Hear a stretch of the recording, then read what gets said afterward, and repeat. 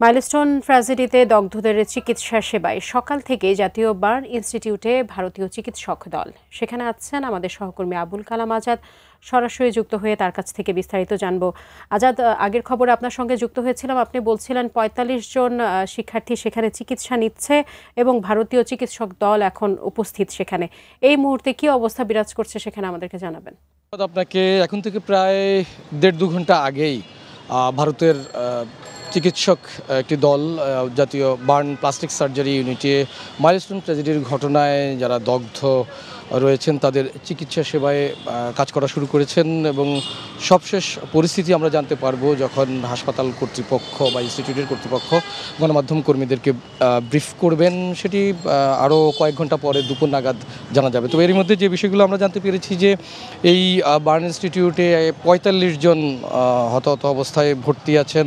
এছাড়া সিএমএইচে রয়েছেন ১০ জন। সেই সঙ্গে শহীদ মনসুর আলী মেডিকেল কলেজ, সেখানে একজন আগুনে পড়া অবস্থায় চিকিৎসাধীন রয়েছেন। এই নিয়ে বলা যায় যে এখন পর্যন্ত ভর্তি আছে। শিয়া বাটার ও ভিটামিন ই সমৃদ্ধ লিলি হালাল বিউটি সোপ, তারুণ্যময় উজ্জ্বল ত্বকের জন্য। বিভিন্ন হাসপাতালে ৫৭ জন। আর কিছুক্ষণ আগে প্রধান উপদেষ্টার প্রেস উইং থেকে একটি তালিকা আমাদের কাছে পাঠানো হয়েছে। সেখানে দেখা যাচ্ছে যে ২৯ জনের মৃত্যু সংবাদের একটি বিষয় রয়েছে। তবে এছাড়া আইএসপিআর বা অন্যান্য সরকারি যেসব সংস্থা রয়েছে তারা এখন পর্যন্ত ৩২ জনের মৃত্যুর খবরটি নিশ্চিত করেছেন। মাইলস্টোনের যে বিমান বিধ্বস্ত হওয়ার ঘটনায় যে বিষয়টি রয়েছে সেই জায়গাটিতে। আপনাকে আরও কিছু বিষয় জানিয়ে রাখতে চাই যে ভারতীয় চিকিৎসক দলের পাশাপাশি সিঙ্গাপুর থেকে একটি চিকিৎসক দল তারা এরই মধ্যে গতকাল থেকে এই কাজ শুরু করে দিয়েছেন এবং তাদের পরামর্শেই এই জাতীয় বার্ন অ্যান্ড প্লাস্টিক সার্জারি ইনস্টিটিউটে যারা দগ্ধ রয়েছেন অথবা অন্যান্য হাসপাতালে রয়েছেন তাদের চিকিৎসা সেবার কাজগুলো এরই মধ্যে চলছে, সেরকমটি আমরা জানতে পেরেছি।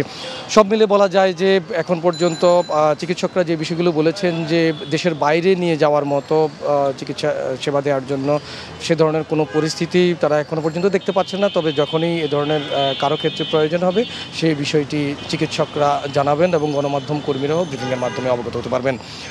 ৬ জনের লাশ শনাক্ত করা সম্ভব হয়নি, এটি সিএমএস থেকে জানানো হয়েছে।